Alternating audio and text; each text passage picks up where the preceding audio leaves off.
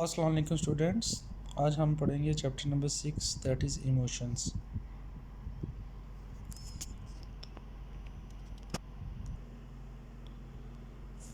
अच्छा, इमोशंस की अगर बात करें तो इमोशंस की जो डेफिनेशन है इसके मुताबिक इमोशंस जो होती हैं ये हमारी फीलिंग्स होती हैं जो हमारे अंदर जनरेट करती हैं both physiological and cognitive elements. अब फिजियोलॉजिकल एलिमेंट या कॉग्निटिव एलिमेंट्स क्या होते हैं, इससे मुराद है लाइक हमारी जो बॉडी है उसमें जो चेंजेस आएंगी उसको हम क्या कहेंगे, फिजियोलॉजिकल चेंजेस। और कॉग्निटिव एलिमेंट क्या है कि जो हमारी इंटरनल फीलिंग होती है किसी भी चीज़ के बारे में या जो हम सोच रखते हैं उसको हम कहते हैं कॉग्निटिव एलिमेंट। अब जो इमोशंस हैं या जो हमारी फीलिंग्स हैं इनको स्टडी करना इसलिए इम्पॉर्टेंट है क्योंकि ये हमारे बिहेवियर को इन्फ्लुएंस करती हैं। हमारे बिहेवियर, जैसे हमने लास्ट चैप्टर में पढ़ा था कि मोटिवेशन जो है वो हमारे बिहेवियर को इन्फ्लुएंस करती है और डायरेक्शन देती है। इसी तरह से जो इमोशंस हैं या जो फीलिंग्स हैं वो भी हमारे बिहेवियर को इन्फ्लुएंस करती हैं। अब इमोशंस या फीलिंग्स की बात करते हैं तो मल्टीपल इमोशंस या फीलिंग्स जो हैं वो ह्यूमंस में पाई जाती हैं। इसी वजह से हम एक इमोशन या एक फीलिंग को दूसरे से डिफरेंशिएट कर सकते हैं। अगर हम बात करें कि हैप्पीनेस क्या है और सैडनेस क्या है तो आप में से हर बच्चा जो है वो बता सकता है कि हैप्पीनेस जो है वो एक डिफरेंट इमोशन है और जो सैडनेस है वो एक डिफरेंट इमोशन है। लाइक जब आप हैप्पी होते हो तो आप में बोथ कह लें कि फिजियोलॉजिकल चेंजेस भी आती हैं जो कि शो करते हैं कि आप हैप्पी हो, प्लस आपके अंदर कॉग्निटिव चेंजेस भी आती हैं जो कि आपको ये एहसास दिलाती हैं कि आप हैप्पी हो। लाइक जब आप खुश होते हो तो आप स्माइल करते हो या हंसते हो, तो ये क्या है, एक फिजियोलॉजिकल कह लें कि एलिमेंट है इमोशन का कि खुशी में आप क्या करते हो, हंसते हो या स्माइल करते हो। और इसका कॉग्निटिव एलिमेंट क्या होगा कि जब आप हैप्पी होते हो तो आप एट पीस फील करते हो, आप सेटिस्फाइड फील करते हो, आप एनर्जेटिक फील करते हो। तो ये उसका क्या है, एक कॉग्निटिव एलिमेंट है। देखें, अब जो इमोशंस हैं इसकी हमने बात की कि इमोशंस जो होती हैं वो फिजियोलॉजिकल चेंजेस भी लेके आती हैं आपके अंदर बॉडी में और कॉग्निटिव चेंजेस भी लेके आती हैं। और जैसे मैंने हैप्पीनेस की एग्जांपल दी है कि जब आप खुश हो तो आप स्माइल करते हो, इसी तरह से जब आप सैड हो तो मोस्टली लोग क्या करते हैं, रोते हैं या उनका जो चेहरा है वो काफ़ी उतर सा जाता है। तो ये क्या है, फिज़िकल चेंजेस हैं जो कि एक पर्टिकुलर इमोशन की वजह से आई हैं। जब इंसान सैड होता है तो इंटरनली वो क्या है, डिससेटिस्फाइड फील करता है, इरिटेटेड फील करता है। सो एक हर ह्यूमन बींग्स जो हैं वो अपनी डिफरेंट इमोशंस को खुद से डिफरेंशिएट कर सकता है और वो बता सकता है कि वो कैसा फील कर रहा है। अब जो इमोशंस हैं इनका पर्पस क्या है कि ये हमारे बिहेवियर को इन्फ्लुएंस करती हैं और मोटिवेट भी करती हैं हमें टू डू सर्टन थिंग्स। जैसे जैसे हम इस चैप्टर को डिटेल में पढ़ेंगे तो हमारा ये वाला कंसेप्ट मज़ीद क्लियर होता जाएगा। इसके अलावा क्या है कि जो इमोशंस हैं वो इसलिए भी इम्पॉर्टेंट हैं, या अगर हम इस तरह से इसको देखें कि अगर इमोशंस ना होती तो क्या ह्यूमन बीइंग्स और जो नॉन लिविंग ऑर्गेनिजम्स हैं उनमें कोई फ़र्क होता? तो आंसर है कि नो। क्योंकि बाकी जो चीज़ें हैं लाइक काम करना, कोई फ़िज़िकल एक्टिविटी करना, वो तो मशीनें भी कर सकती हैं। लेकिन जो एक मेन एलिमेंट है जो कि ह्यूमन बीइंग्स को डिफरेंशिएट करता है नॉन लिविंग थिंग्स से या लिविंग थिंग्स को नॉन लिविंग थिंग्स से, वो है एलिमेंट ऑफ इमोशंस है। और हमारी जो इमोशंस हैं उसके कह लें कि हमारे माइंड पे भी असर होता है, बॉडी पे भी असर होता है। तो ये एक वाहिद एलिमेंट है जो कि लिविंग ऑर्गेनिजम्स को नॉन लिविंग ऑर्गेनिज्म से डिफरेंशिएट करता है। फॉर एग्ज़ाम्पल अगर हम ये बात करते हैं कि अगर इमोशंस ना होती, ह्यूमन बीइंग्स जो हैं वो एक ही इमोशन अपनी पूरी लाइफ में फ़ील करते जो भी होती नेचुरली, तो क्या फिर लाइफ कैसी होनी थी? तो उसका आंसर ये है कि लाइफ फिर बड़ी ही ज़्यादा डिस अनइंटरेस्टेड होनी थी। मींस कि उसमें कोई क्या लें कि थ्रिल नहीं था होना, क्योंकि एक ही जैसी इमोशंस जो हैं अगर वो कंटिन्यू करें for a longer period of time तो जो जॉयनेस का एलिमेंट है या जो एक्साइटमेंट का एलिमेंट है वो क्या हो जाता है, कम हो जाता है और बंदा जो है वो लेस सेटिस्फाइंग फील करता है। देखिए, हमें हैप्पीनेस की कदर इस वजह से है क्योंकि हमें पता है कि इसकी अपोजिट सैडनेस है। अब सैडनेस के बाद जब हैप्पीनेस आती है तो उसकी वैल्यू बढ़ जाती है। इसी तरह से कोई भी इमोशन अगर लंबे अरसे तक रहे तो हमें फिर उसकी जो वैल्यू है वो कम हो जाती है। इस वजह से ह्यूमन बींग्स जो हैं इनको इमोशनल एनिमल भी बोला जाता है, क्योंकि हमारी जो इमोशंस हैं वो वक्त के साथ या अपनी इन्वायरमेंट के मुताबिक बदलती रहती हैं। और इसी वजह से कि इमोशंस बदलती रहती हैं, हम इमोशंस को इतनी ज़्यादा वैल्यू भी देते हैं और इमोशंस इतनी ज़्यादा इंपॉर्टेंट भी हैं कि वो हमारे बिहेवियर को इन्फ्लुएंस करती हैं। अच्छा, फंक्शंस ऑफ इमोशन, वही बात है कि क्या इमोशंस जस्ट हमारी लाइफ को इंटरेस्टिंग बनाने के लिए हैं या कि इनका कोई प्रैक्टिकल पर्पस भी है। तो आंसर है कि इसका प्रैक्टिकल पर्पस भी है। इसको हम एक एग्जांपल के थ्रू स्टडी करते हैं कि जो हमारी इन्वायरमेंट है उससे जो हम स्टिमुलस लेते हैं, वो जो स्टिमुलस है वो हमारे अंदर कोई पर्टिकुलर इमोशन को क्रिएट करता है और उस पर्टिकुलर इमोशन की वजह से हम सर्टन बिहेवियर्स परफॉर्म करते हैं, सर्टन फिज़िकल एक्टिविटी परफॉर्म करते हैं। लाइक अगर एक डॉग जो है वो आपको अप्रोच करता है तो आपके अंदर फियर की इमोशन जन्म लेगी। जैसे ही आप फियरफुल फील करोगे तो आप या तो रेडी हो जाओगे उस डॉग से फ़ाइट करने के लिए, अपने आप को बचाने के लिए, या फिर उस जगह से भागने के लिए। सो जो इमोशन है फ़ियर की, उसने क्या किया कि आपका कनेक्शन बना दिया अपनी इन्वायरमेंट के साथ और आपने अपनी इन्वायरमेंट को देखते हुए उधर से स्टिमुलस को लिया और एक सर्टन इमोशन आपके अंदर पैदा हुई और उसने आपको एक सर्टन बिहेवियर परफॉर्म करने के लिए मोटिवेट किया। अच्छा, इमोशंस जो हैं ये हमारा जो फ्यूचर का बिहेवियर है उसको भी शेप आउट करती हैं और उसको भी कह लें कि हमें एक मोटिवेशन देती हैं। लाइक अगर कोई भी हम अगर काम करते हैं या एक्टिविटी करते हैं और वो हमें रिवार्डिंग फील होती है या उससे हमें करके सेटिस्फेक्शन होती है या कोई मॉनेटरी बेनिफिट मिलता है, तो हम क्या करेंगे, वो चीज़ को दोबारा से रिपीट करेंगे। इसकी एग्ज़ाम्पल इस तरह से है कि जैसे इमोशंस जो हैं ये हमें हेल्प आउट करती हैं अपने फ्यूचर बिहेवियर को शेप करने के लिए। लाइक अगर आपने किसी ऐसे इवेंट में आप गए हो जिधर जाके आपको हैप्पीनेस फील हुई है, लाइक आपका स्पोर्ट्स डे था, उधर आप गए हो, आपने बड़ा इन्जॉय किया है, तो जब नेक्स्ट ईयर स्पोर्ट्स डे आएगा तो आप दोबारा उधर जाना चाहोगे क्योंकि that experience was pleasant for you. इसी तरह से वो लोग जिन्होंने स्पोर्ट्स डे को इन्जॉय नहीं किया और उनको कोई ज़्यादा मज़ा नहीं आया, वो नेक्स्ट ईयर स्पोर्ट्स डे को अटेंड नहीं करेंगे क्योंकि उनको वो वाली इमोशंस या जो फीलिंग्स हैं उसको वो अवॉइड करना चाहेंगे जो कि सैडनेस की या अनप्लेजेंट थी। सो क्या किया कि इमोशन ने आपके बिहेवियर को, आपके फ्यूचर बिहेवियर को भी शेप आउट कर दिया। अगर एक इमोशन, एक इवेंट जो है that was good for you या उससे आप सेटिस्फाइड थे, तो आप उस इवेंट को नेक्स्ट ईयर या उस टास्क को दोबारा से रिपीट करना चाहेंगे।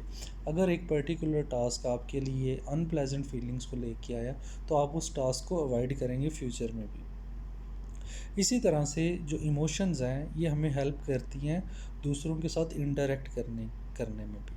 देखें, अगर आप हैप्पी फील कर रहे हो या सैड फील कर रहे हो तो आप अपने जो भी रिलेशनशिप है या अपने जो दोस्त हैं उनसे जब बात करते हो तो आप वर्बली भी उनको बताते हो कि आप कैसा फील कर रहे हो, प्लस आप का जो चेहरा है उससे भी अया हो जाता है कि आप किस मूड में हो। सो अगर फॉर एग्ज़ाम्पल आप परेशानी में हो या आपको हेल्प की ज़रूरत है, तो ये इमोशंस ही हैं जो कि कन्वे करती हैं मैसेज दूसरे को कि आपको हेल्प चाहिए।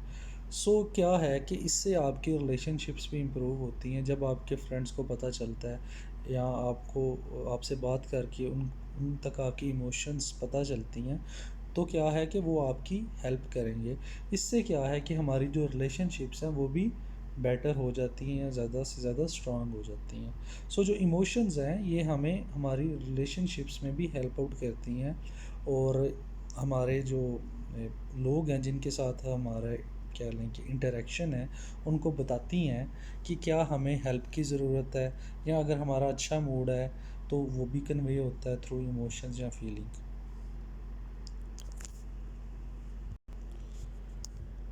इसी तरह से जो हमारी इमोशंस या फीलिंग्स हैं जब हम कम्युनिकेट करते हैं दूसरों के साथ, तो दूसरे जो हैं वो बेटर वे में प्रेडिक्ट कर सकते हैं हमारे फ्यूचर बिहेवियर को। देखें, अगर आप किसी से पहली दफ़ा मिलते हो और आपको उसका मूड अच्छा लगता है, उसकी बातें अच्छी लगती हैं, तो आपके अंदर नेचुरली एक इमोशन या फीलिंग आएगी कि मुझे उस बंदे से दोबारा से मिलना चाहिए। सो आपने अपना जो फ्यूचर है या फ्यूचर की जो इंटरेक्शन है वो किस चीज़ पर डिटरमिन कर ली, एक बंदे से मिलके, और जो आपको इंटरनली लगा उससे मिलके आपने उस बेस पर डिटरमिन कर लिया अपनी फ्यूचर की इंटरेक्शन को, और आपने अपने फ्यूचर के बिहेवियर को उससे जज कर लिया या लिंक कर लिया। सो जो इमोशंस हैं ये मल्टीपल पर्पस सर्व करती हैं एक इंसान की लाइफ में। अब अगर हम बात करते हैं कि इमोशंस कितनी टाइप की होती हैं, तो बेसिकली हम इमोशंस को दो डिफरेंट कैटेगरीज में डिवाइड करते हैं। एक है पॉजिटिव इमोशंस और एक है negative emotions. Positive emotions mostly ऐसे हैं जिनकी आउटकम प्लेजेंट होती है या जिनकी वजह से इंसान सेटिस्फाइंग फील करता है, और नेगेटिव इमोशंस ऐसी इमोशंस हैं जिनकी आउटकम मोस्टली अनप्लेजेंट होती है और उन इमोशंस की वजह से इंसान डिससेटिस्फाइड फील करता है। ये जो टेबल है या ये जो ग्राफ है इसमें हमें डिफरेंट इमोशंस का पता चलेगा। लाइक पॉजिटिव इमोशंस में लव और जॉय आता है और उसके अंदर फिर डिफरेंट कैटेगरीज हैं। इसी तरह से जो नेगेटिव इमोशंस हैं इसमें एंगर, सैडनेस, फियर आता है और उसके आगे नीचे डिफरेंट ब्रांचेस हैं। इन सारे इमोशंस को आप इनकी जो उर्दू है या उर्दू में जो इनका मीनिंग है उसको आप अच्छे से एक दफ़ा देखें और ख़ुद से इसको सर्च आउट करें, सो दैट आपको इनकी थोड़ी डिटेल पता चले। आप सबको इन इमोशंस के बारे में पता तो होगा, और हम सब ये वाली इमोशंस जो अपनी लाइफ में एक्सपीरियंस करते रहते हैं डिफरेंट कहने के वक्त पर। अब एक बड़ी इंपॉर्टेंट इमोशन है, that is the expectation theory of happiness. देखें, हैप्पीनेस जो है ये एक यूनिवर्सल इमोशन है और एक बहुत ही इम्पॉर्टेंट इमोशन है, और ऐसी इमोशन है जो कि हमारा हर एक जो कोशिश करता है हर इंसान अपनी लाइफ में कि वो हैप्पी रहे। सो इस इमोशन को एक्सप्लेन करने के लिए डिफरेंट थ्योरीज़ हैं। सबसे पहली जो थ्योरी है that is expectation theory of happiness, इसको हम स्टडी करेंगे और देखने की कोशिश करेंगे कि ये हमें हैप्पीनेस के बारे में क्या बताती है और हमें क्या डिटेल प्रोवाइड करती है कि हम किस तरह से अपनी लाइफ में हैप्पी रह सकते हैं। अच्छा, एक्सपेक्टेशन थ्योरी ऑफ हैप्पीनेस हमें बताती है कि लॉन्ग टर्म में जो हमारी हैप्पीनेस है वो इस चीज़ पे डिपेंड करती है कि जो हमारी एक्सपेक्टेशंस हैं और जो रियलिटी है उसके दरमियान गैप कितना है। अगर एक्सपेक्टेशंस और रियलिटी के दरमियान गैप जो है वो वाइड है, ज़्यादा है, तो हम ज़्यादा अनहैप्पी होंगे। इसकी एग्जांपल इस तरह से है कि अगर एक स्टूडेंट है और उसके फादर उसको कहते हैं कि जब तुम ग्रेजुएट करोगे तो मैं तुम्हें फ़रारी लेके दूंगा, और रियलिटी में उसको टोयोटा कार मिलती है, तो क्या होगा कि वो अनहैप्पी फील करेगा, क्योंकि उसकी जो एक्सपेक्टेशंस थी वो फ़रारी लेने की थी, लेकिन उसके फादर ने उसको क्या लेके दी है, टोयोटा करोला लेके दी, और उसकी एक्सपेक्टेशन और रियलिटी में जो गैप है वो बड़ा ज़्यादा था। एक सेकंड स्टूडेंट है जो कि एक्सपेक्ट करता है कि उसके फादर जो हैं उसको होंडा 125 लेके देंगे, और उसके फादर उसको 70 मोटरसाइकिल लेके दे देते हैं। सो उसकी अब जो एक्सपेक्टेशन और रियलिटी है उसके दरमियान गैप कम है, तो जो स्टूडेंट बी है वो ज़्यादा हैप्पी फील करेगा। सो हमारी जो एक्सपेक्टेशंस हैं या एक्सपेक्टेशंस का लेवल है वो बेसिकली डिटरमिन करता है कि लॉन्ग रन में हम कितने हैप्पी होंगे। अच्छा, लेकिन ये जो चीज़ है इसको प्रैक्टिकली करना इतना ज़्यादा इजी नहीं है, क्योंकि जैसे जैसे इंसान को की लाइफ बेटर होती है वो एक्सपेक्टेशंस भी उसकी बढ़ती जाती हैं, और जैसे जैसे एक्सपेक्टेशंस बढ़ती जाती हैं वैसे वैसे रियलिटी और एक्सपेक्टेशंस में जो गैप है वो भी ज़्यादा होता जाता है। जब एक इंसान को एक चीज़ मिल जाती है तो फिर वो दूसरी की ख्वाहिश करता है जो कि उससे आगे की होती है। सो इस तरह इंसान अपनी एक्सपेक्टेशन जो है वो बढ़ा लेता है, जिसकी वजह से जो हैप्पीनेस का एक फ़िनोमेना है ये बड़ा कम्प्लेक्स है, इसको अचीव करना इतना इजी नहीं है, क्योंकि जैसे लाइफ बेटर होगी आपकी एक्सपेक्टेशंस भी ज़्यादा हो जाएंगी।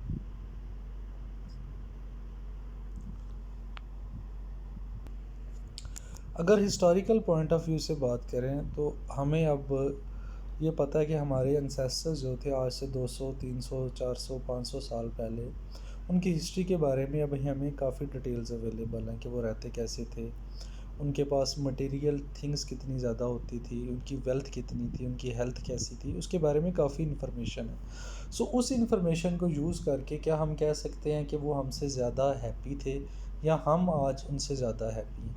अगर जस्ट मटेरियल थिंग्स की बात करें तो फिर तो हमें ज़्यादा हैप्पी होना चाहिए, क्योंकि अब हमारे पास ज़्यादा वसाइल हैं, ज़्यादा रिसोर्सेज हैं।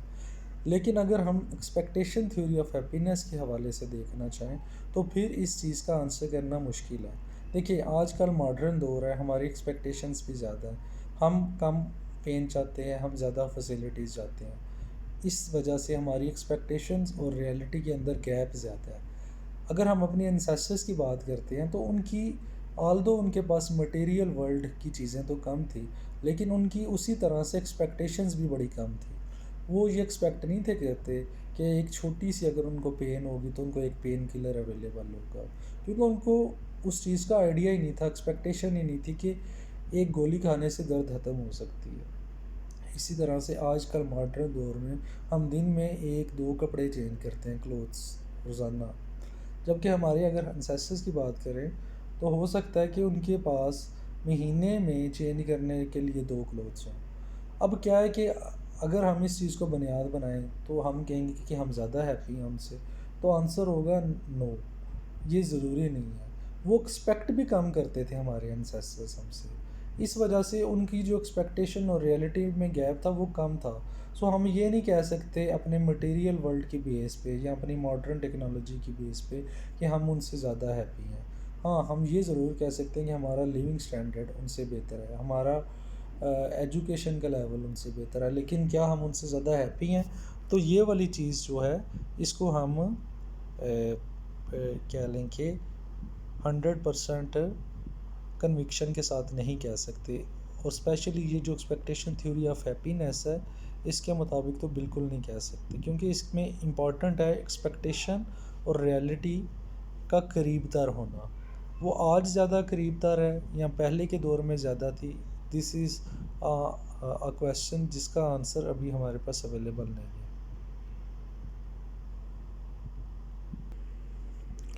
द बियोलॉजिकल थ्योरी ऑफ हैप्पीनेस, ये थ्योरी हमें बताती है कि जो हमारा लेवल ऑफ हैप्पीनेस है वो डिपेंड करता है बायोकेमिकल रिएक्शंस की वजह से, या बायोकेमिकल रिएक्शंस डिटरमिन करते हैं कि हम कितने हैप्पी हैं। हमने पहले पढ़ा कि हमारी बॉडी के अंदर सर्टेन हार्मोन्स हैं, और वो जो हार्मोन्स हैं उनके पर्टिकुलर फंक्शंस होते हैं। जो हैप्पीनेस है वो भी पर्टिकुलर हार्मोन्स जब हमारी बॉडी में सिक्रीट होते हैं तो हम हैप्पी फील करते हैं। ऑक्सीटॉक्सिन का लेवल अगर ज़्यादा प्रोड्यूस होगा हमारी बॉडी में तो वी विल फील हैप्पी। इसी तरह सेरोटोनिन है, डोपामीन है, इनका अगर ज़्यादा लेवल हमारी बॉडी में प्रोड्यूस होगा तो हम ज़्यादा हैप्पी फील करेंगे। अच्छा, ये थ्योरी हमें कहती है कि बायोलॉजिकली कुछ लोग जो होते हैं उनके अंदर इन हार्मोन्स का लेवल ज़्यादा पाया जाता है। So overall in long term वो लाइफ में हैप्पी रहते हैं। हर इंसान का एक सेट पॉइंट है, और उस सेट पॉइंट के मुताबिक उसकी बॉडी जो है वो ये हार्मोन्स सिक्रेट करती है।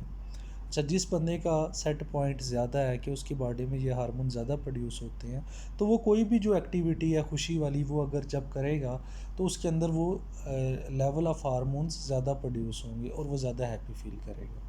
जबकि सेकेंडली ऐसा भी हो सकता है कि कुछ बंदों के अंदर बायोलॉजिकली ये हार्मोन्स प्रोड्यूस करने की एबिलिटी कम हो उनकी बॉडी में, तो वो जब भी कोई अच्छी प्लेजेंट एक्टिविटी करेंगे तो वो खुश तो होंगे, लेकिन उतना खुश नहीं होंगे जितना कि दूसरा बंदा खुश हो रहा है जिसके अंदर ये एबिलिटी ज़्यादा है, जिसकी बॉडी में इन हार्मोन्स को प्रोड्यूस करने की। इसी तरह से हम देखते हैं कि कुछ लोग जो हैं वो जैसे ही उनको एक प्लेजेंट इन्वायरमेंट मिलती है तो वो खुश तो होते हैं, लेकिन फिर दोबारा से ही अपने शेल में चले जाते हैं, क्योंकि उनका लेवल ऑफ हैप्पीनेस जो है या जो बायोलॉजिकली हार्मोन्स प्रोड्यूस होने हैं जो हैप्पीनेस काज करने हैं वो कम है लेवल। इसकी एग्जांपल इसी तरह से है, लाइक हमारा लेवल 6 to 10 वेरी कर सकता है किसी भी बंदे का।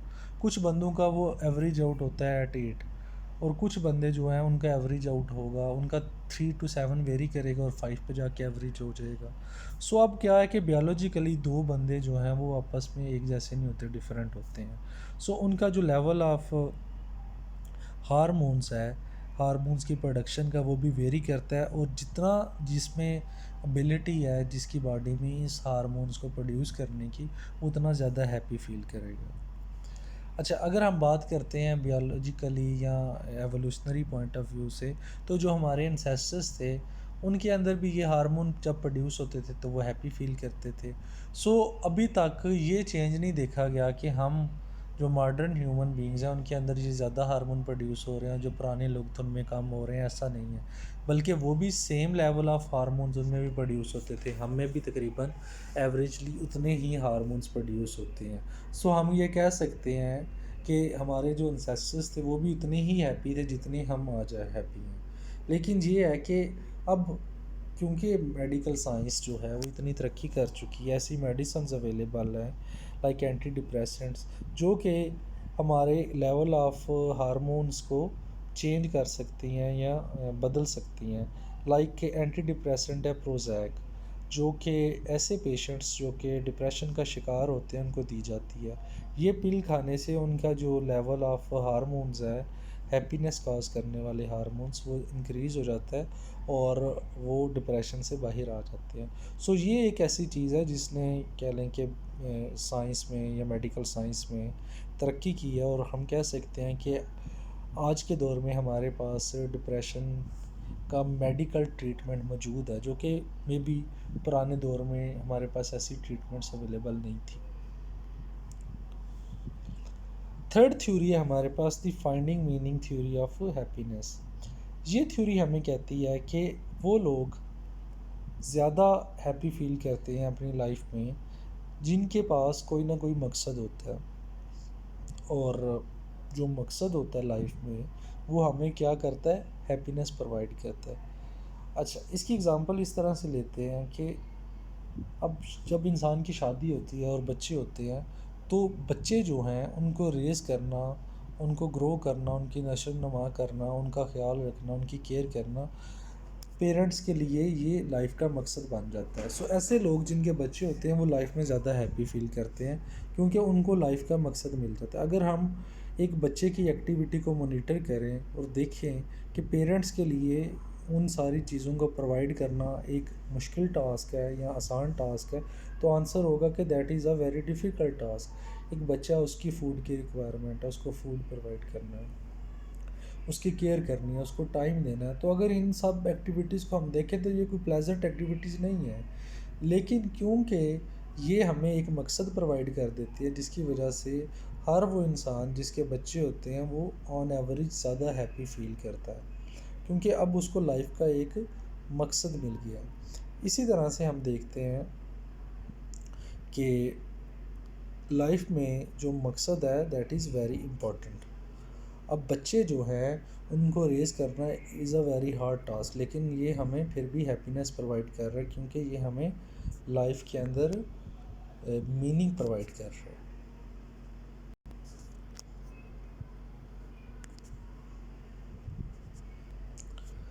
इसी तरह से अगर हम अपने एंसेस्टर्स की बात करें तो वो ज़्यादा रिलीजियस थे हमसे।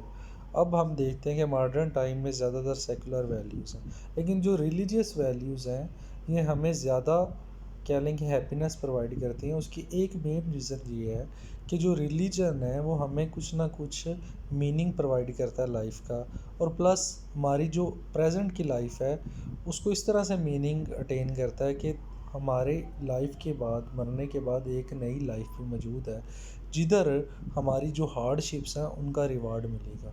सो जो हमारी लाइफ है उसको हमें एक पर्पस उसका मिल जाता है, एक मीनिंग मिल जाता है। सो जो रिलीजियस वैल्यूज़ हैं, फॉर एग्जांपल आप किसी भी रिलीजन को अगर स्टडी करते हैं तो उस रिलीजन में कहीं ना कहीं आफ्टर लाइफ का कंसेप्ट है। सो आफ्टर लाइफ का जो कंसेप्ट है वो एक तो हमें लाइफ प्रेजेंट लाइफ में मीटिंग प्रोवाइड करता है, प्लस हमें एक हौसला देता है हार्डशिप्स को टॉलरेट करने का, क्योंकि हमें लगता है कि अगर हम अभी हार्डशिप्स को टॉलरेट करेंगे तो इसका रिवार्ड हमें आफ्टर लाइफ में मिलेगा।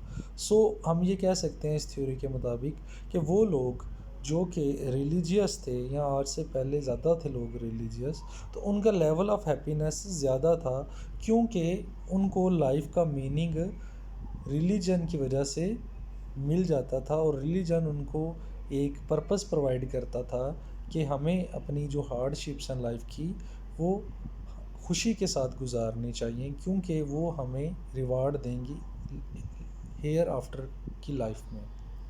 इसी तरह से कोई भी अगर थ्योरी होती है लाइक कैपिटलिज्म है, या सेकुलर लोग हैं, या जो ह्यूमनिस्टिक लोग होते हैं, वो भी अपनी लाइफ में कोई ना कोई मकसद रखते हैं।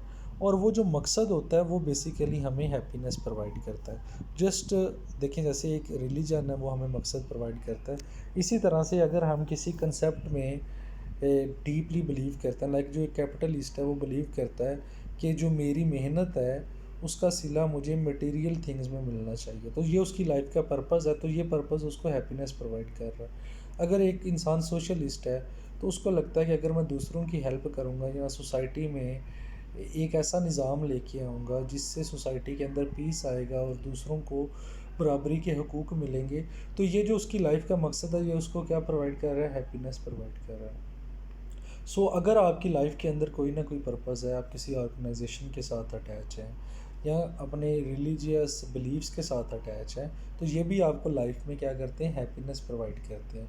ऑल दो किसी चीज़ के साथ अपनी लाइफ को एसोसिएट करना, अटैच करना होता तो हार्ड है, लेकिन उसका जो थ्योरी ऑफ हैप्पीनेस हमें बताती है कि वो हमें हैप्पीनेस भी प्रोवाइड करती है, क्योंकि हमारी लाइफ को कोई ना कोई मकसद मिल जाता है उस वजह से।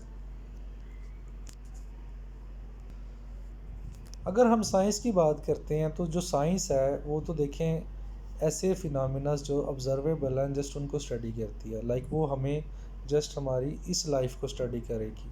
साइंस के मुताबिक तो जब एक इंसान जो है सांस आना बंद हो गया वो तो मर गया, उसके बाद साइंस तो नहीं वेरीफाई कर सकती कि हेयर आफ्टर लाइफ है कि नहीं है, उसको स्टडी नहीं कर सकती, साइंस के पास वो टूल्स नहीं है। तो अगर हम साइंटिफिकली सोचें तो फिर तो लाइफ जो मीनिंग है लाइफ का वो तो बिल्कुल ज़ीरो बेटा ज़ीरो आता है। नेचुरल सिलेक्शन जो है इवन वो भी इतनी ब्लाइंड है कि हम उसको भी पर्टिकुलरली साइंटिफिकल टर्म्स में नहीं स्टडी कर सकते। अपने आप को किसी डिफरेंट पर्पस के साथ अटैच करना, लाइक रिलीजन के साथ अटैच करना, कैपिटलिस्ट या सोशलिस्ट या ह्यूमनिस्ट सोच के साथ अटैच करना, यह क्या करती है कि यह हमें लाइफ में मीनिंग प्रोवाइड करती है और हमारी हैप्पीनेस लेवल को इनक्रीज़ करती है।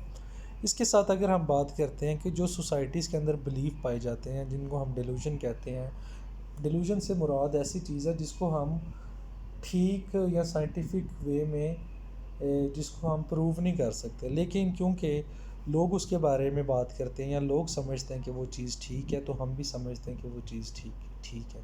इसी तरह से हर सोसाइटी के अंदर डिफरेंट कंसेप्ट या बिलीफ पाए जाते हैं। अगर एक पर्टिकुलर ह्यूमन बीइंग है उसका बिलीफ सोसाइटी में जो ज़्यादातर कॉमन लोग हैं उसके बिलीफ के साथ अलाइन करता है, तो फिर भी हम ज़्यादा हैप्पी फील करते हैं। अदरवाइज़ अगर हम सोसाइटी के जो नॉर्म्स हैं या जो बिलीफ सिस्टम है उसमें उससे अगर हम हट के कोई भी सोच रखते हैं, तो वो भी हमें डिससेटिस्फेक्शन प्रोवाइड करती है और अनहैप्पीनेस देती है। अब फोर्थ थ्योरी है हमारे पास the present moment theory of happiness. ये भी हमें डिफरेंट एक पर्सपेक्टिव देती है हैप्पीनेस के बारे में।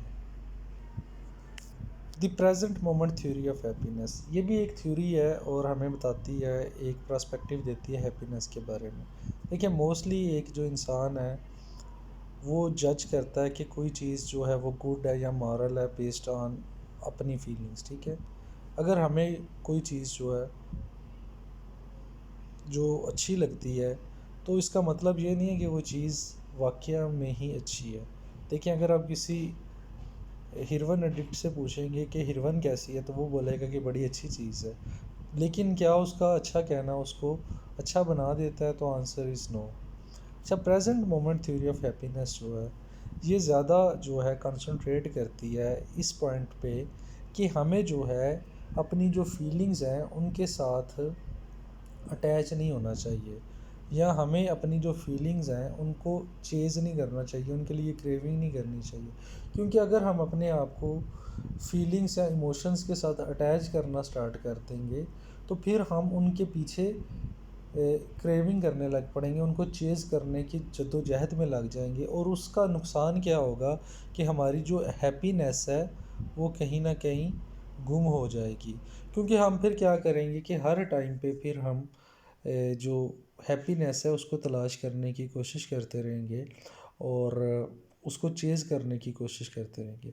Present moment theory of happiness हमें कहती है कि हमें जो है इन्वायरमेंट को एज़ इट इज़ लेना चाहिए। मींस इसका मतलब ये है कि देखें, हमें एक्सपेक्ट इस तरह से नहीं करना चाहिए कि मैं फॉर एग्ज़ाम्पल अगर क्लास में जाऊंगा तो क्लास का लेक्चर बड़ा ज़बरदस्त होगा और मैं हैप्पी फील करूंगा। बल्कि हमें क्या करना चाहिए कि कोई भी इवेंट है उसमें पार्टिसिपेट करें और उस इवेंट को एज़ इट इज़ लें जैसा वो है, विदाउट एक्सपेक्टिंग कि वो मुझे हैप्पीनेस देगा या फिर सैडनेस देगा। हम अगर अपनी जो इमोशंस हैं उनको बहुत ज़्यादा वैल्यू देने लग पड़ें, बहुत ज़्यादा उनके साथ अटैच होने लग पड़ें, तो एट द एंड वो हमें हैप्पीनेस नहीं देंगी बल्कि सैडनेस क्रिएट करेंगी हमारे अंदर। जैसे जो बुद्धिस्ट हैं वो या बुद्धा जो रिलीजन है उसमें भी यही चीज़ें हैं कि हम सफ़र ही इसलिए करते हैं लाइफ में क्योंकि हम अपनी जो फीलिंग्स हैं या इमोशंस हैं इनको बहुत ज़्यादा वैल्यू देते हैं और उनके पीछे भागते रहते हैं या दौड़ते रहते हैं या उनको हासिल करने के लिए एक्सट्रीम चीज़ें करते रहते हैं, जिसकी वजह से हम जो इमोशंस हैं उनको just as a routine matter नहीं लेते बल्कि उनके लिए एक्स्ट्रा एफर्ट करते हैं। और जो एक्स्ट्रा एफर्ट करना है वो इन इमोशंस को हमसे ज़्यादा उनकी जो कह लें कि सेटिस्फेक्शन है उसको ख़त्म कर देती है। और हम इसी ही कह लें कि चीज़ में पड़े रहते हैं कि हमने वो वाली इमोशन हासिल करनी है जिससे कि फ़ायदा कम और नुकसान ज़्यादा होता है।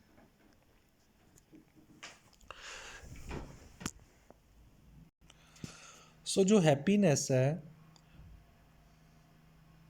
ये वो कह रहा है कि is not emotional state and does not come from pleasurable feelings but from accepting sensations as they are. Like जैसे मैंने पहले एग्जांपल दी है कि आप अगर किसी इवेंट में गए हैं तो उसको पहले से रेटिंग ना दें कि ये मुझे मेरे अंदर हैप्पीनेस लेके आएगा या ये चीज़ मेरे अंदर सैडनेस लेके आएगी। Just be in the moment, ठीक है। उस मोमेंट में रहें, उस इन्वायरमेंट का पार्ट रहें, उसके अंदर कंट्रीब्यूट करें, पार्टिसिपेट करें और अपने आप को ज़्यादा अटैच ना करें या ज़्यादा इस चीज़ के बारे में ना सोचें कि ये जो इवेंट है जिसमें मैं पार्टिसिपेट कर रहा हूँ या ये जो प्रेजेंट मोमेंट है मेरा ये मुझे हैप्पीनेस दे रहा है या सैडनेस दे रहा है। आप जस्ट अपने आप को उस इवेंट का पार्ट रहें, प्रेजेंटली उसके अंदर प्रेजेंट रहें, अपना कॉन्शियस लेवल उसमें तवज्जो अपनी उस पे मरकूज़ रखें। तो फिर क्या है कि हम उस मोमेंट को भी इंजॉय करेंगे, उस प्रेजेंट मोमेंट में मौजूद भी रहेंगे और हम सफ़र भी नहीं करेंगे क्योंकि हम उस इन्वायरमेंट से या उस मोमेंट से या उस इवेंट से कुछ एक्सपेक्ट ही नहीं थे कर रहे। हम तो उसको just as an experience just उसके अंदर से पास आउट कर रहे थे, उसको एक्सपीरियंस कर रहे थे। सो डिफरेंट थ्योरीज हैं अब हैप्पीनेस की। अब क्वेश्चन ये है कि क्या ये सब थ्योरीज ठीक हैं, क्या इनकी कुछ लिमिटेशंस हैं। तो आंसर ये है कि अब डिफरेंट हमने 4 थ्योरीज पढ़ ली हैं हैप्पीनेस की। सब के अपने मेरिट्स भी हैं, डीमेरिट्स भी हैं हर थ्योरी के। हो सकता है कि आप में से कोई किसी थ्योरी से एग्री करे, कोई किसी पॉइंट से डिसएग्री करे, क्योंकि हैप्पीनेस जो है एक यूनिवर्सल इमोशन है और इतनी कम्प्लेक्स इमोशन है कि हम इसको किसी एक पर्टिकुलर थ्योरी की बेस पे स्टडी नहीं कर सकते। इस वजह से मल्टीपल थ्योरीज अवेलेबल हैं और हमने तकरीबन 4 थ्योरीज पढ़ी हैं। सो जब भी आपने हैप्पीनेस का एनालिसिस करना है या इस इमोशन को स्टडी करना है तो आपने इन चारों डिफरेंट एंगल से इसको स्टडी करना है सो दैट आपके पास मल्टीपल पर्सपेक्टिव्स हों।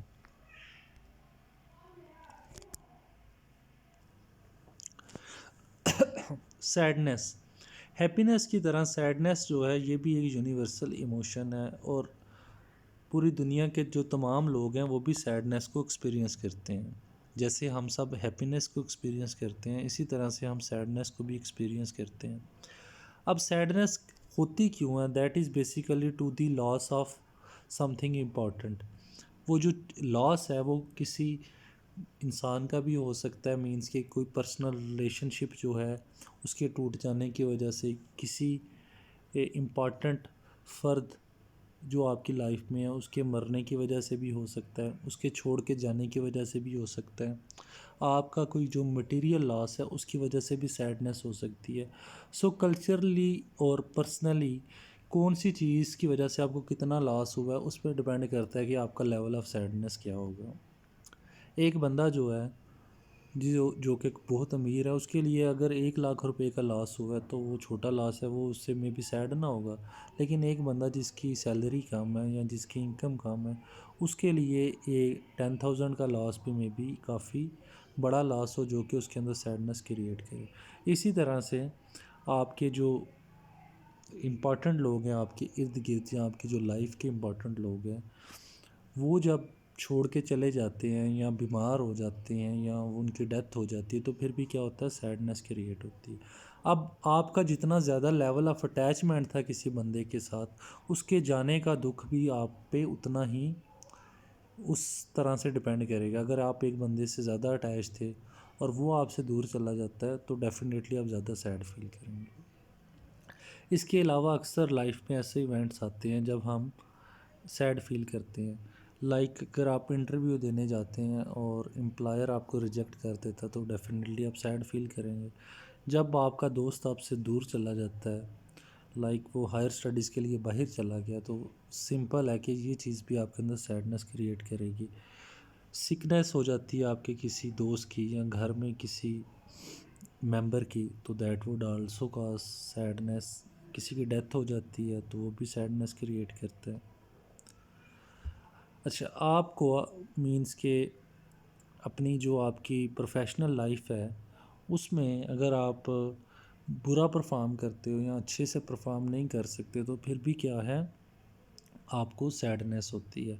प्लस अगर कोई इवेंट है आपकी लाइफ में जो कि आप जैसे एक्सपेक्ट करते थे वैसा नहीं हुआ, तो फिर भी क्या है कि सैडनेस क्रिएट होती है। सो सैडनेस जो है एक यूनिवर्सल इमोशन है, और level of sadness mostly depend करता है कि जो आपका लॉस है वो आपके लिए कितनी अहमियत थी उसकी। अगर तो लॉस बड़ा है तो सैडनेस भी बड़ी ज़्यादा होगी, और अगर लॉस छोटा है तो सैडनेस का लेवल भी कम होगा। अब एक और यूनिवर्सल इमोशन है जो कि हम सब में पाई जाती है, दैट इज़ लव। अब लव को एक्सप्लेन करने के लिए एक थ्योरी है, ट्रायंगुलर थ्योरी ऑफ लव, जो कि बड़ी फेमस है। ये थ्योरी हमें बताती है कि एक कंप्लीट लव जो है वो किन 3 फैक्टर्स पे डिटरमिन होता है या किन 3 चीज़ों पे डिपेंड करता है।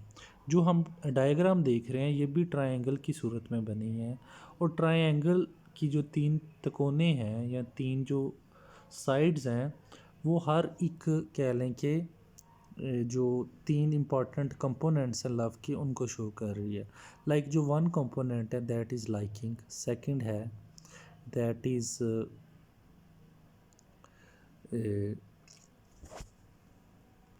Second is passion, third is commitment. So जो 3 कंपोनेंट है, पहला है लाइकिंग या इंटीमेसी, सेकंड है पैशन, और थर्ड है कमिटमेंट।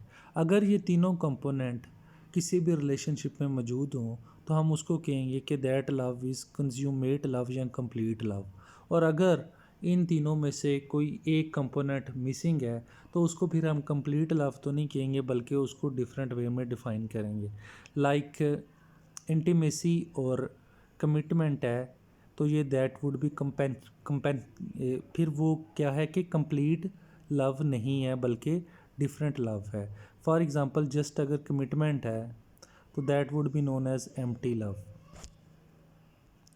जस्ट अगर इंटीमेसी है तो that would not be known as love, बल्कि उसको जस्ट हम लाइकिंग कहेंगे। इसी तरह से अगर पैशन और इंटीमेसी है तो उसको हम कहेंगे रोमांटिक लव।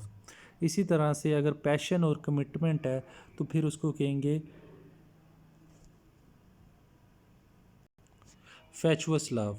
इसी तरह से अगर जस्ट पैशन है तो फिर इसको कहेंगे इन्फ्यूट्यूशंस। ठीक है, सो ये डिफरेंट कंसेप्ट हैं, इसको आप देख सकते हो कि जो कंप्लीट लव है उसके लिए इंटीमेसी होना, पैशन होना और कमिटमेंट होना लाजमी है।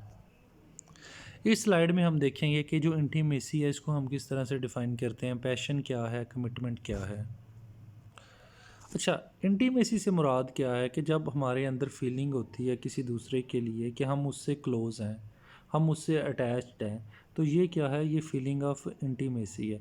इंटीमेसी में क्या होता है कि हम एक स्ट्रॉन्ग बॉन्ड फील करते हैं अपने दरमियान और किसी दूसरे इंडिविजुअल के दरमियान। और जिन लोगों के साथ हमारी इंटीमेसी होती है उनके साथ हम कंफर्टेबल फ़ील करते हैं, उनसे हम अपने दिल की जो बात है वो शेयर कर सकते हैं, उनके साथ हम बड़ा ही रिलैक्स फ़ील करते हैं और एट ईज़ फ़ील करते हैं। और जो भी हमारी इंटरनल फीलिंग्स या इमोशंस होती हैं उनको हम शेयर करते हैं और समझते हैं कि अगला भी हमारी फीलिंग्स को या हमारी इमोशंस को अंडरस्टैंड कर रहा है। अब जो इंटीमेसी है ये एक बड़ी ही पर्सनल और प्राइवेट नेचर की चीज़ है। देखें, एक दोस्त जिसके साथ आपको लगता है कि आपकी इंटीमेसी है, आप उससे अपनी प्रॉब्लम्स को डिस्कस करेंगे, आप उसके साथ अपनी जो दिल की बात है वो शेयर करेंगे, आप उस पर ट्रस्ट करेंगे, तो ये सारी चीज़ें क्या हैं, ये इंटीमेसी को क्रिएट करती हैं। प्लस आपका जो बॉन्ड है किसी दूसरे पर्सन के साथ वो क्लोज़ हो जाता है। जब आप फ़ील करते हैं कि आप किसी दूसरे के साथ रिलैक्स फ़ील करते हो, जब आप किसी दूसरे को टाइम देते हो, अपनी फीलिंग्स उससे शेयर करते हो, अपनी प्रॉब्लम शेयर करते हो, उस पर ट्रस्ट करते हो, तो ये सारी चीज़ें क्या हैं, इंटीमेसी के अंदर आती हैं। सेकंड पार्ट है पैशन। अब पैशन जो है इससे मतलब है कि स्ट्रॉन्ग फिज़िकल अरोजल या इमोशन स्टिमुलेशन। मीन्स कि जब आप किसी के साथ इंटीमेट फील करते हो तो सेकंड पॉइंट आ जाता है पैशन का, कि आप कितने एक्साइटेड हो उससे कोई भी बात शेयर करने के लिए, आप कितने ज़्यादा फिज़िकली अट्रैक्टिव हो उसकी तरफ, वो भी किस में आता है, पैशन में आता है। आप कितना ज़्यादा उससे मिलना चाहते हो, मिलने के लिए कितने बेचैन हो, वो सारी चीज़ें किस में आती हैं, पैशन में आती हैं। अब देखें, जब भी कोई रिलेशनशिप होती है तो उसके अंदर जो पैशन है वो एक बड़ा ही इम्पॉर्टेंट रोल प्ले करता है। लाइक देखें, अगर आपका जो फ्रेंड है वो आपको कहता है कि हम मिलते हैं एक दूसरे के साथ, तो आप अगर तो पैशनेट होगे तो फिर डेफिनेटली आपको मिलने के लिए सेपरेटली टाइम देना पड़ेगा उसको, अपने फ्रेंड को। तो अगर आप पैशनेट हो तो फिर ही आप अपने एक रूटीन में से, हेक्टिक रूटीन में से टाइम निकालोगे और उससे मिलोगे ना। सो जो पैशन है ये बेसिकली हमारे लेवल ऑफ एक्साइटमेंट को चेक करता है कि हम जो अपना जो भी रिलेशनशिप है उसमें जब भी हम कोई चीज़ परफॉर्म करते हैं या एक दूसरे से मिलते हैं या अपनी फीलिंग्स को शेयर करते हैं तो हम कितने एक्साइटेड होते हैं, कितना दिल से वो काम करना चाहते हैं, तो वो हमारे पैशन को शो करता है। ऐसा नहीं है कि जस्ट फॉर इस सेक के लिए कि दूसरे को बुरा ना लगे आप उससे मिल रहे हो या बात कर रहे हो, बल्कि आप खुद से कितना चाहते हो, खुद से आपको कितनी खुशी होती है किसी दूसरे से मिल के, कितना अच्छा फील होता है आपको किसी को देख के या किसी से मिल के, तो वो डिटरमिन करता है कि आप कितने पैशनेट हो। देखें, एक कॉमन सेइंग है कि जब आपने पैशनेट होते हो तो आपके पास वक़्त होता है, ठीक है, दूसरे से मिलने के लिए, बात करने के लिए। और जब आप पैशनेट नहीं होते तो फिर आपके पास वक़्त नहीं होता, बल्कि जस्ट एक एक्सक्यूज़ होता है। फिर आप क्या करते हो, एक्सक्यूज़ करते हो दूसरे से कि नहीं मुझे कोई काम है, मैं आपसे मिल नहीं सकता। सो पैशन से मतलब है एक्साइटमेंट, ठीक है, कि आप कितने एक्साइटेड हो दूसरे से अपनी बात शेयर करने के लिए, दूसरे से फिज़िकली मिलने के लिए कितने एक्साइटेड हो, ये सारा कुछ पैशन में आ जाता है। अब थर्ड पॉइंट है कमिटमेंट।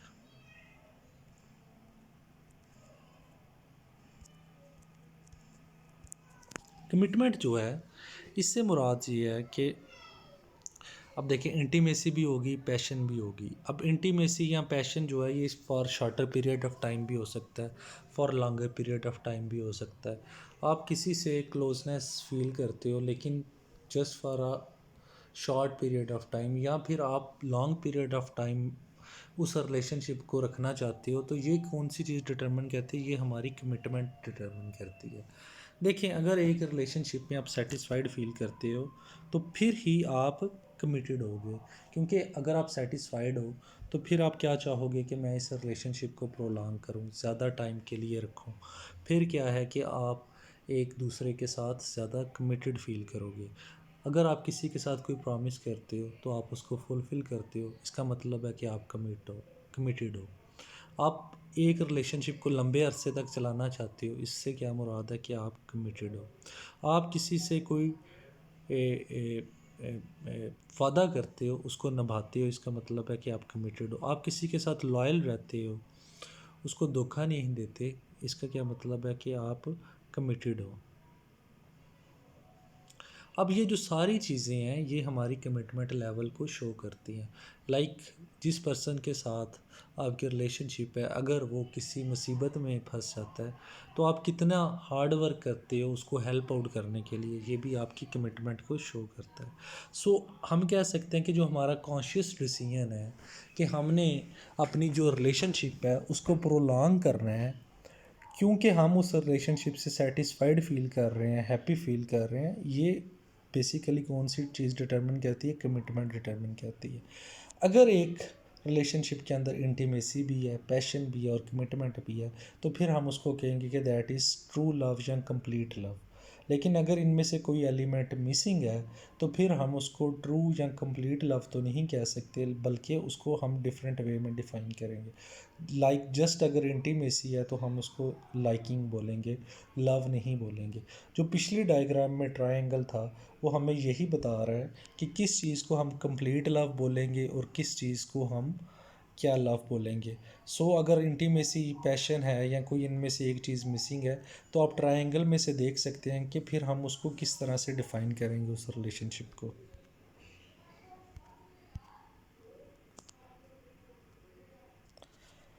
अब हेट जो है मोस्टली इसको कहा जाता है कि ये अपोजिट ऑफ लव है।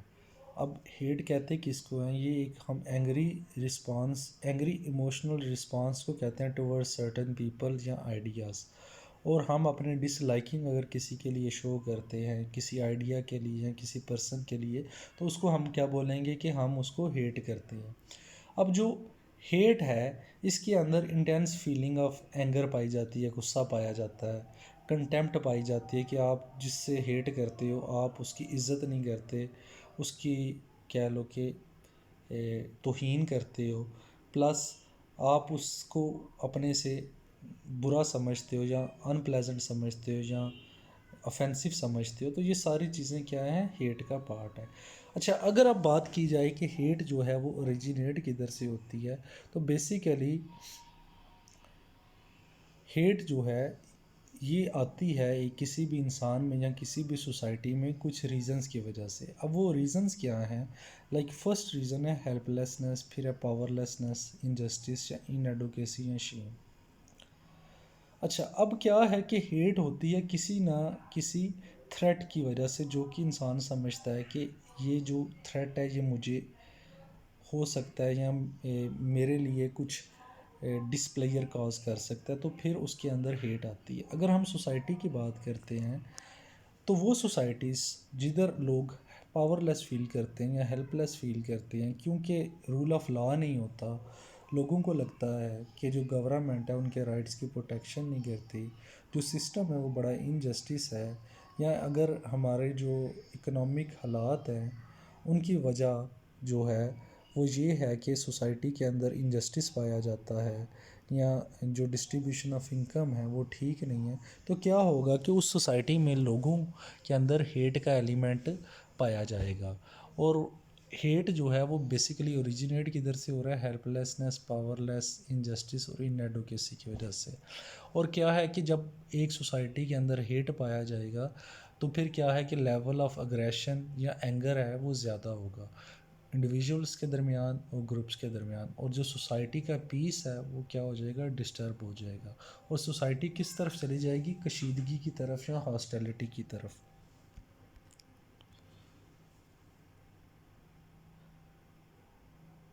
अच्छा, अब वो बंदा जो कि समझता है या जो हेट करता है या जो हेट के अंदर इन्वॉल्व होता है, उसको लगता है कि वो अपनी जो सेंस ऑफ पावर है उसको अचीव करने के लिए या अपनी पेन को कम करने के लिए लाजमी है कि वो दूसरे को स्ट्राइक करे, मीन्स कि उसको फिज़िकली टारगेट करे या अपने ज़ुबान के साथ उसको टारगेट करे या उसको अपनी वर्बल वर्ड्स के साथ अब्यूज़ करे। तो इससे क्या होता है कि वो जो अपनी उसकी जो फीलिंग है हेट की, वो ऐसे करने से उसको वो कह लें कि शो ऑफ करता है। अगर हम बात करते हैं कि कल्चर अपने की बात करते हैं या अपनी सोसाइटी की बात करते हैं, तो हम देखते हैं कि कंपटीशन का दौर है। हर इंसान एक दूसरे इंसान से आगे जाना चाहता है। सो वो इंसान जिससे हम आगे नहीं जा सकते, हम क्या करते हैं, उससे फ़ियर करते हैं कि वो कहीं मुझसे आगे ना चला जाए।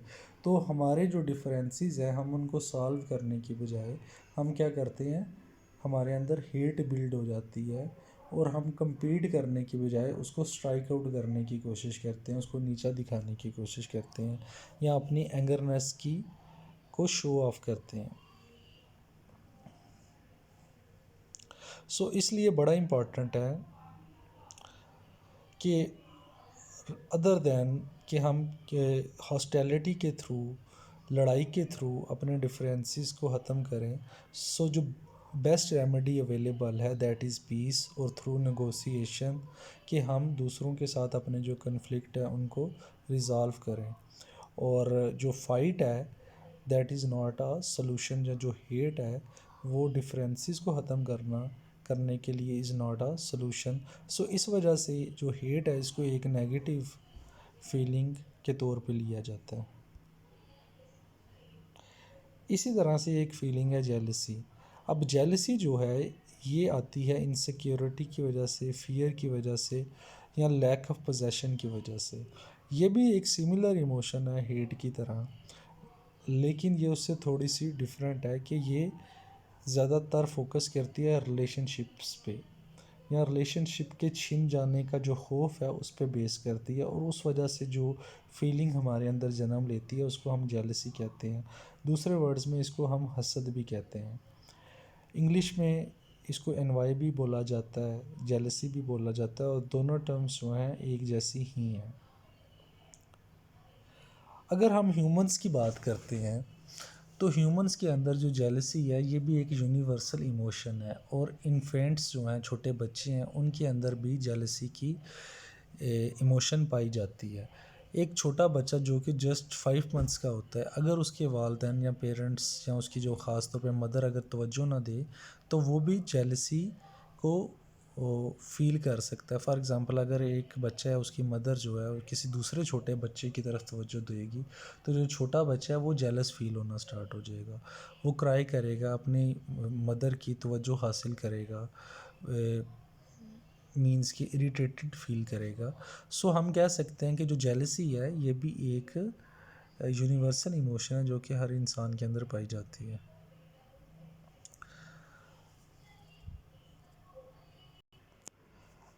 अच्छा, जेलसी की जब बात करते हैं तो हमने कहा कि रिलेशनशिप्स को अगर छूट जाने का अंदेशा हो तो तब हम जेलस फील करते हैं। अब जेलसी जो है ये एक पॉजिटिव इमोशन भी है प्लस नेगेटिव इमोशन भी है। पॉजिटिव इस तरह से है कि अगर हम इसका इस्तेमाल जो है उसको विद इन द लिमिट्स करें तो ये एक पॉजिटिव इमोशन है जो कि हमारे रिलेशनशिप्स को प्रोटेक्ट करती है। लाइक अगर आपका दोस्त है और आपको लगता है कि वो आपसे दोस्ती छोड़ देगा और किसी दूसरे की तरफ मुतवज्जो है, तो आप जेलस फील होके उसको अपनी रिजेंटमेंट के बारे में बताओगे, अपनी नाराज़गी के बारे में बताओगे, अपने कंसर्न्स के बारे में बताओगे। जब आप उस तक अपनी इन फीलिंग्स को कन्वे करोगे तो हो सकता है कि आपका दोस्त जो है वो अपने बिहेवियर को मॉडिफाई कर ले और चेंज कर दे। तो इससे क्या हुआ कि आपने अपनी रिलेशनशिप को प्रोटेक्ट कर लिया, क्योंकि वो रिलेशनशिप आपके लिए इम्पॉर्टेंट थी। सो ये तो हो गया पॉजिटिव इस्तेमाल। लेकिन अगर आप किसी से बड़ी ज़्यादा जेलसी करते हो, लिमिट्स से ज़्यादा जेलसी करते हो, तो फिर आप कि वो जो जेलसी है वो हेट में कन्वर्ट हो सकती है। और हेट में जैसे हमने पढ़ा है कि हम एज आ ह्यूमन बीइंग एक्सट्रीम पोजीशंस लेते हैं। हम किसी को स्ट्राइक आउट करने की कोशिश करते हैं, किसी को मारने की कोशिश करते हैं, किसी का नुकसान करने की कोशिश करते हैं। सो जेलसी जो है वो बड़ी इजीली हेट में कन्वर्ट हो सकती है। जब जेलसी जो है वो हेट में कन्वर्ट होती है या हद से ज़्यादा हो जाती है, तो वो फिर क्या है कि वो नेगेटिव फीलिंग बन जाती है। अब देखें, छोटी सी बात पे डिस्ट्रस्ट करना, किसी पे बिला वजह इल्ज़ाम लगा देना, ये इसका एक नेगेटिव एस्पेक्ट है जेलसी का।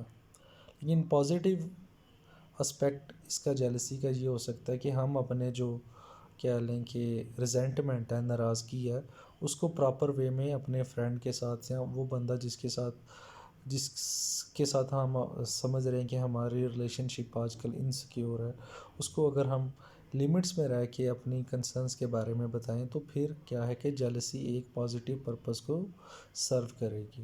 लाइक जो बच्चे हैं, जब वो अपने पेरेंट्स को इस चीज़ के बारे में बताते हैं कि हमें लगता है कि आप हमारे साथ इनजस्टिस कर रहे हो या दूसरे सिबलिंग्स को ज़्यादा तवज्जो देते हो या उनको ज़्यादा चीज़ें लेके देते हो, तो पेरेंट्स क्या है कि बच्चे की इस ऑब्ज़र्वेशन की बेस पे अपने बिहेवियर को मॉडिफाई करते हैं।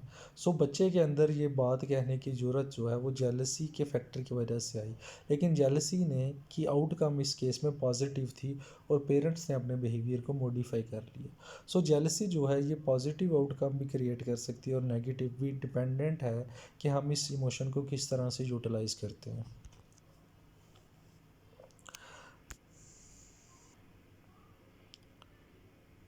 अच्छा, James Lange theory, do gut reactions equal emotions. जैसे हमने मोटिवेशन के केस में भी पढ़ा था कि कुछ हमारे बिहेवियर्स ऐसे होते हैं जो कि हमने बायोलॉजिकली एक्वायर किए होते हैं, जेनेटिकली एक्वायर किए होते हैं या इंस्टिंक्टिवली हमारे अंदर पहले से प्रेजेंट होते हैं, या जिनको हम इंस्टिंक्ट्स कहते हैं या इनेट बिहेवियर कहते हैं। वो हमें लर्न नहीं करने पड़ते, बल्कि ह्यूमन बींग्स के अंदर अल्लाह ताला ने वो बिहेवियर पहले से पैदा किया है। सो अब क्वेश्चन ये है, ये थ्योरी जो है ये फोकस करती है, ये कहती है कि जो हमारे बिहेवियर होते हैं या जो गट फीलिंग होती है बेसिकली वो इंस्टिंक्टिव होती है, और उस इंस्टिंक्टिव जो हमारा रिएक्शन होता है उसके बाद हम इमोशनल फील करते हैं। लाइक फॉर एग्ज़ाम्पल, हम जो हैं वो जब हंसते हैं तो हम हंसते क्यों हैं, क्योंकि ये हमारे इंस्टिंक्ट के अंदर है। हम किसी ऐसी इन्वायरमेंट में गए जिधर प्लेजेंट फीलिंग्स थी, तो हमें क्या है कि खुशी महसूस होगी, हम हंसेंगे, स्माइल करेंगे। अब स्माइल करने से क्या है कि हैप्पीनेस आ गई हमारे अंदर, क्रिएट होगी।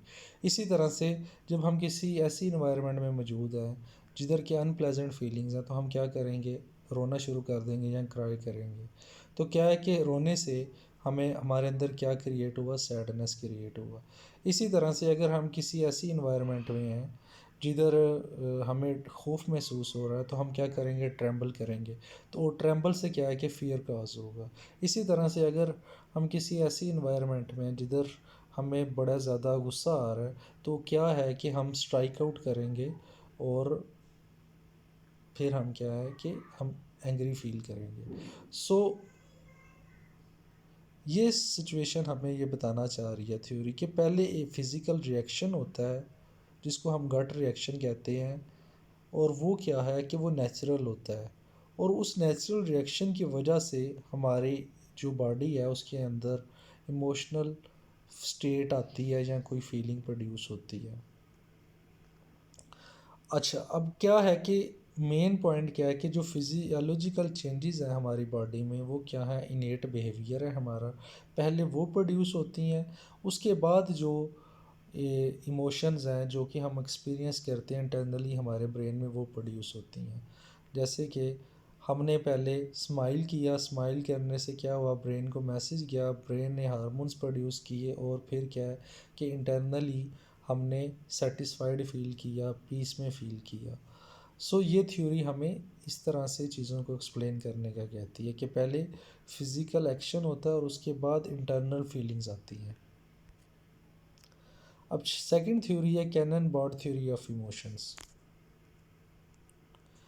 ये थ्योरी कहती है कि जो फिज़िकल रिएक्शन है या फिजियोलॉजिकल अरोजल है या जो इमोशनल एक्सपीरियंस है जो इंटरनली हम फील करते हैं, ये दोनों सिमल्टेनियसली अकर होते हैं, एक साथ अकर होते हैं, और सेम जो नर्व है या सेम जो स्टिमुलस है इन दोनों को काज करता है।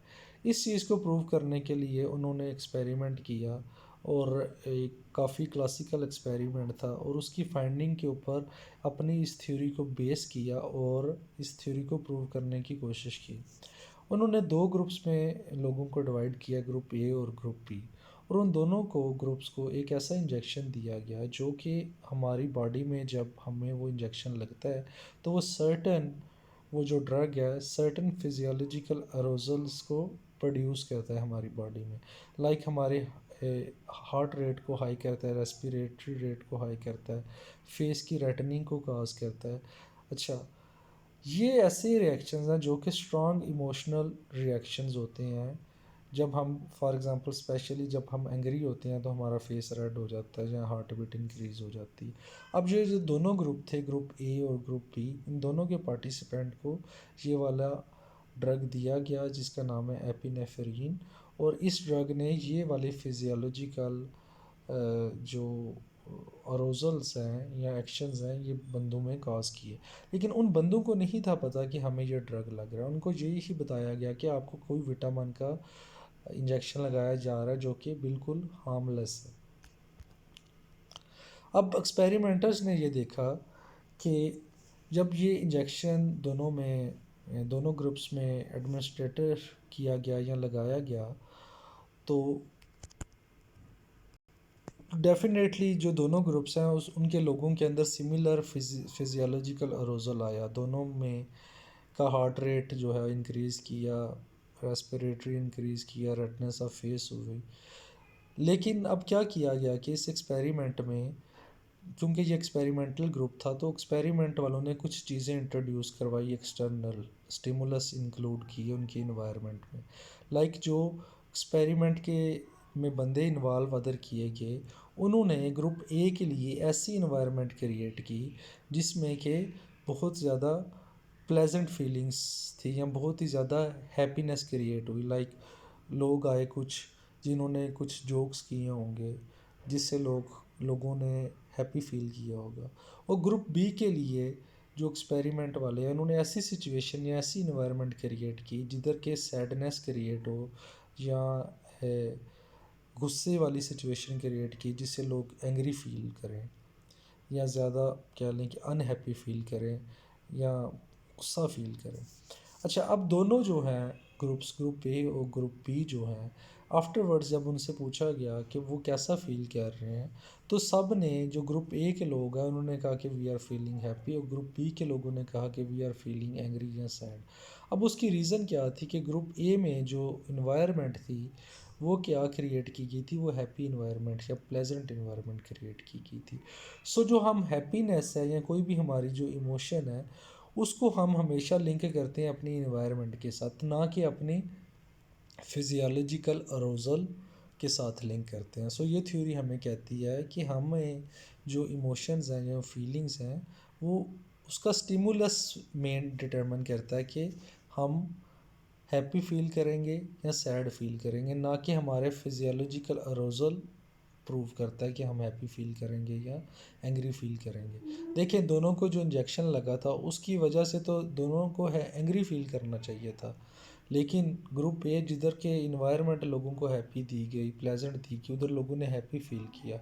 सो ये एक बड़ा एविडेंस है इस थ्योरी को प्रूव करने के लिए कि हम जो है अपनी इमोशंस को अटैच करते हैं या लिंक करते हैं अपनी इन्वायरमेंट के साथ। और इन्वायरमेंट से जैसा हमें स्टिमुलस मिलता है वैसा ही हम इंटरनली भी फील करते हैं।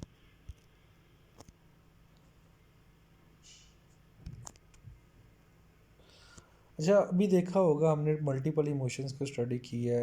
एक इमोशन को अगर एक्सप्लेन करना हो तो उसके लिए भी मल्टीपल थ्योरीज अवेलेबल हैं। सो इसका मतलब है कि इमोशन या फीलिंग्स जो हैं ये एक बड़ा ही कॉम्प्लिकेटेड सा टॉपिक है। इस वजह से हमें मल्टीपल थ्योरीज़ की ज़रूरत पड़ती है इमोशन या फीलिंग्स को एक्सप्लेन करने के लिए। और इसी वजह से जो है कि मल्टीपल थ्योरीज़ भी अवेलेबल है। इसके अलावा हम ये भी देखते हैं कि जब इन्होंने साइंटिस्ट ने स्टडी किया तो उन्होंने देखा कि जो इमोशंस हैं वो इतनी इंपॉर्टेंट है कि जब हम कोई रैशनल डिसीजन भी करते हैं जिसमें इमोशंस का इतनी ज़्यादा इन्वॉल्वमेंट नहीं होती, फिर भी इनवॉलेंटरली मींस के ना चाहते हुए भी हम काफ़ी सारे डिसीजंस अपने इमोशंस को लेकर ही कर रहे होते हैं। लाइक जब हम कोई मॉरल जजमेंट करते हैं तो उसके अंदर भी हमारी इमोशंस इन्वॉल्व होती हैं। सो इमोशंस जो हैं या जो फीलिंग्स हैं ये इतनी ज़्यादा कम्प्लेक्स है और इतनी ज़्यादा इम्पोर्टेंट है कि ये हर जगह हर पर्टिकुलर बिहेवियर जो हमारा होता है उसके अंदर इंक्लूड होती हैं, हमारे हर बिहेवियर को जो मोटिवेट करती हैं। और क्योंकि ये कम्प्लेक्स हैं तो इनको स्टडी करने के लिए हमें मल्टीपल थ्योरीज़ की ज़रूरत पड़ती है।